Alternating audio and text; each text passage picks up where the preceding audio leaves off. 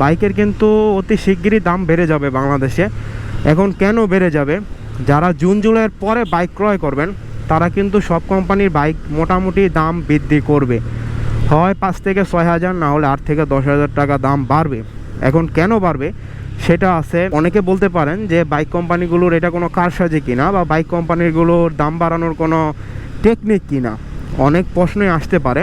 আমি একে একে আপনাদের সব প্রশ্নের অ্যান্সার দিচ্ছি। এখন বাইকের প্রাইস বাড়বে এটা অনেক আগে থেকেই প্রেডিকশন করা যাচ্ছিল, যখন আমাদের দেশের অর্থনৈতিক অবস্থা বেটার না। এখন মোস্ট অফ দ্য টাইম আমাদের দেশের অর্থনৈতিক অবস্থা কবে ঠিক হয়, কবে সিস্টেমেটিক আসে সেটা তো আমরা জানি না। তো আমরা সকলে একটা জিনিস আসলে চিন্তা করি বা আশা করি যে আমাদের দেশের অবস্থা তা যত দ্রুত সম্ভব বেটার হওয়া দরকার। এখন কেন দরকার, কি কারণে দরকার, অনেকে বলতে পারেন দেশের অবস্থা যদি আসলে ভাই এরকম চলতে থাকে কিছুদিন পরে যার আসলে 20 টাকা আছে সে লাখপতি হয়ে যাবে। কারণ আমাদের দেশের টাকার অবমূল্যমান এবছর, আপনি যদি 1 লাখ টাকার মালিক থাকেন তা আপনি এখন বর্তমানে 2025 সালে, 2024 সালে যদি আপনি 1 লাখ টাকার মালিক ছিলেন, 2025 সালে আপনি মালিক আছেন অনলি বলা চলে 70,000 টাকার। এখন কেন বলতে হয়, কারণ টাকার অবমূল্যমান এত হয়েছে, এই কারণে টাকার অবমূল্যমান প্রচুর 2024 সাল থেকে 2025 সালে হয়েছে। কারণ কি অনেকে বলতে পারেন সেটা হলো আমাদের দেশের একটা তো রেভলিউশন হয়েছে। রেভলিউশনের পর এটা শুধু আমাদের দেশে না, আপনি শ্রীলঙ্কার কথা চিন্তা করেন, আপনি সিরিয়া তো মানে ধ্বংসের পথে, তো সিরিয়ার কথা চিন্তা করেন, ওই সব দেশেও কিন্তু সেম। যখন একটা আসলে আপনার গভর্নমেন্ট চেঞ্জ হয় নির্বাচনের মধ্যে দিয়েও, তখনও কিন্তু আপনার দেখা যায় দেশের অর্থনীতির উপর প্রভাব বিস্তার করে। কারণ আছে এখানে অনেক, economical status, political status, environmental status, অনেক কিছু এখানে নির্ভর করে। সেগুলো আপনারা অনেকে বুঝে নেবেন, না হলে ইকোনমিক্যাল বিভিন্ন ব্লগ আছে যে কি করে দেশের ইকোনমি ডাউনফল হয়, সেই ব্লগগুলো আপনারা দেখে নেবেন ইউটিউব থেকে। আমি যেটা বলতেছি, বাইকের প্রাইস যেহেতু বাড়বে, যারা আসলে বাইক কেনার অবশ্যই কিনে ফেলেন। এখন কোন কোন কোম্পানির বাইক দাম বাড়বে, কারণ কোন কোন কোম্পানি বাইকের দাম বাড়াতে পারে, বা কোন কোন কোম্পানি বাইকের দামের আভাস পাচ্ছি আমি নিজে। আপনারা অনেকে একটা আসলে ফেক নিউজ অনেক দিন থেকে ফেসবুক ইউটিউবে দেখতেছেন যে সিসি লিমিট বাড়বে, এটা নিয়ে আমার একটা ডেডিকেটেড ভিডিও আসবে। ওই ভিডিওতে আমি প্রমাণ করে দেখিয়ে দেবো বিআরটি একটা লোকের সাথে আমি কথা বলে যে সিসি লিমিট সম্পর্কে আদৌ কোনো আলোচনা হয়েছে কিনা, বা গ্যাজেট সম্পর্কে কোনো ধারণা তারা দিতে পারবে কিনা। বাংলাদেশের সমস্ত গ্যাজেট তো জুন জুলাই পাস হয়, কারণ যেহেতু বাংলাদেশের বাজেটগুলো জুন জুলাই হয়, গ্যাজেটগুলো জুন জুলাই পাস হয়। সো আমি যতটুকু জানি বাংলাদেশে সব বাইক কোম্পানি মোটামুটি দাম বৃদ্ধি করবে। শুরু করেছে সুজুকি। সো সুজুকির পরবর্তীতে কোন বাইক কোম্পানির দামটা বাড়তে পারে আপনারা গেস করেন, কমেন্ট করে জানান। তারপর আমি একটা কোম্পানির নাম বলবো যেটা সুজুকি বা ওই কোম্পানির পরে, মানে কাইন্ড অফ জাপানি কোম্পানির পরে 2টা জাপানি কোম্পানির দাম বাড়াবে। তারপর ইন্ডিয়ান কোন কোম্পানির দাম বাড়াবে সেটাও বলতেছি। এখন সুজুকির দাম বাড়ছে, তারপর জাপানি আরেকটা কোম্পানির দামও অলরেডি কিন্তু বেড়ে যাবে আভাস পাচ্ছে। কি ভালো দৃশ্য, পুলিশ তার কাজ করতেছে, আলহামদুলিল্লাহ। আমাদের দেশের পুলিশ অ্যাপ্রিসিয়েট করার মতো কাজ করতেছে। আসিম বা আলিফ যে বাসগুলো বাংলাদেশে চলাচল করে, এগুলো 90% কাগজ নাই। আমাদের ইউনিভার্সিটির একটা ছোট ভাই, ইভেন ছোট বোন, এর আগে যমুনার সামনে তারা কিন্তু চাপা দিয়ে চলে গেছে। যাই হোক, পুলিশ ভালো কাজ করতেছে, অ্যাপ্রিসিয়েট করার মতো। যেটা আসলে আপনার সাদাকে সাদা, কালোকে কালো, এটা বলবই, এটা বলার মতো বিষয় বা অ্যাপ্রিসিয়েট করার মতো বিষয় যদি পুলিশ তার সঠিকভাবে কাজটা করতে পারে। এখন আসেন, যারা আসলে বাইক ক্রয় করতে পারবেন তারা অবশ্যই এখন ক্রয় করে ফেলেন জুন জুলাইয়ের আগে, যত দ্রুত সম্ভব। আর না হলে একটা জিনিস আসলে দেখবেন, আপনার যে শখের বাইকটা সেটা হয়তো আপনি 10 থেকে 15 হাজার টাকা বেশি দিয়ে কিনতে হয়েছে। সুজুকির মতো আহামরি দাম সব কোম্পানি বাড়াইব না, এটা আমি বলতেছি। এখন কেন, সুজুকি তো যে জিএসএক্সআর আছে, এই হায়ার সিসি যুগে 150 সিসি বাইকের প্রাইস করছে সুজুকি আপনার 4,25,000।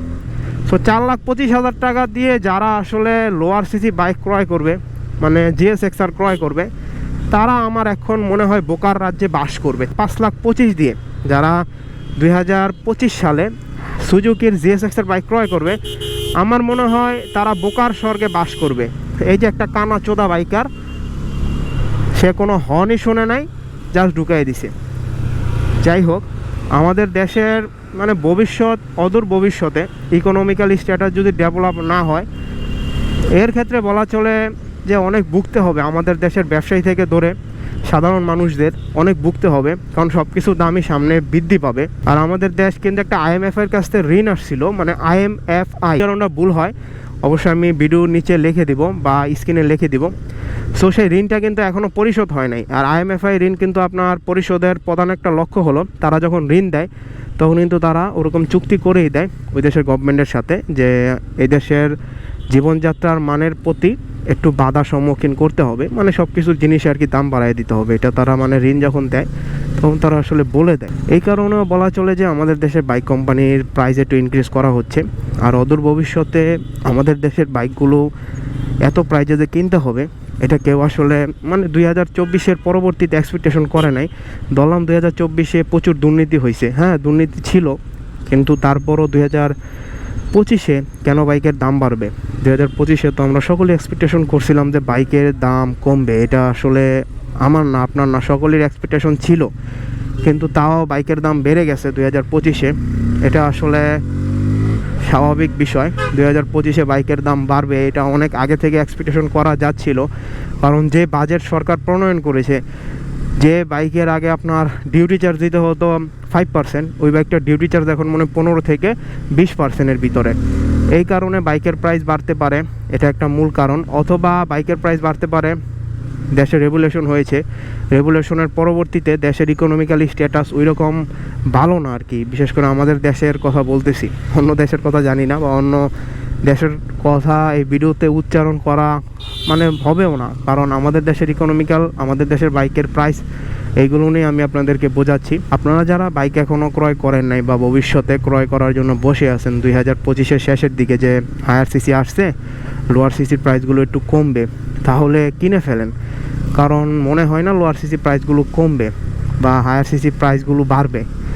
মনে হয় বাইকের সব সিসিরই প্রাইস একটু ইনক্রিজ করতে হবে বাইক কোম্পানিগুলোকে, এখানে হায়ার সিসি বলেন লোয়ার সিসি বলেন সবগুলো। আমি আমার একটা ভিডিওতে প্রেডিকশন করেছি, এখন কি প্রেডিকশন সেটা হলো সুজুকি কোম্পানির প্রাইসগুলো একটু ডাউন করতে হবে 2025-এ, যদি তারা মার্কেটটা ধরে রাখতে হয়। আমার যে অ্যাসেপ্টটা ছিল, এখন আমার নিজেকে নিজে ভুল বলতে হচ্ছে।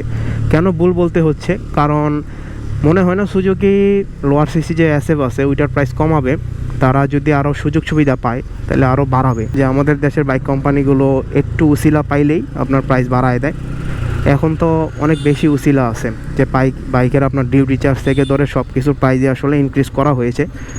তো এই কারণে বলা চলে যে সুজুকি না ইয়ামাহা সব কোম্পানির বাইকের প্রাইসই ইনক্রিজ করবে।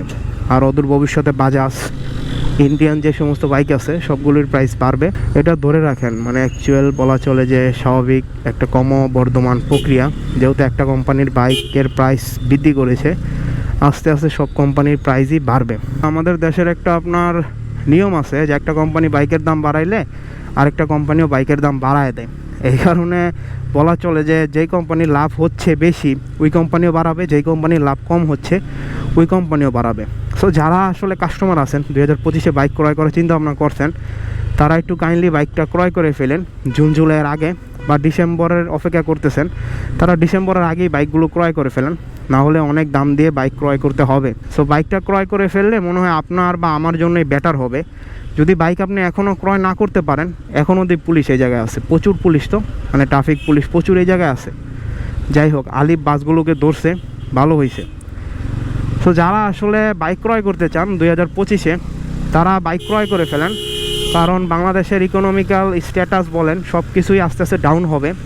অদূর ভবিষ্যতে মনে হয় আমাদের দেশে 100cc বাইক ছাড়া কোনো বাইক লক্ষ্য করা যাবে না, গেল 2-3-4টা। আমার নিজেরও মনে হয় যদি ইকোনমিক্যাল স্ট্যাটাস এরকম চলতে থাকে তাহলে আমার বাইকটা সেলটি 100cc বাইক ক্রয় করতে হবে।